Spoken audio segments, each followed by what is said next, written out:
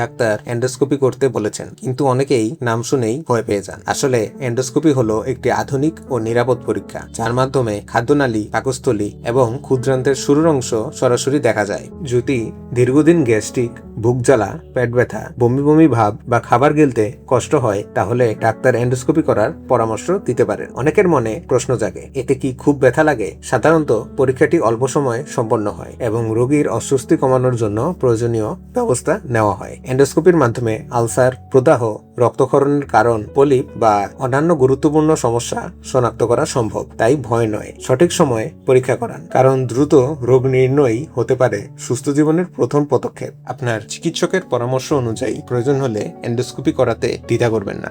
সুস্থ জীবন, সুন্দর পৃথিবী।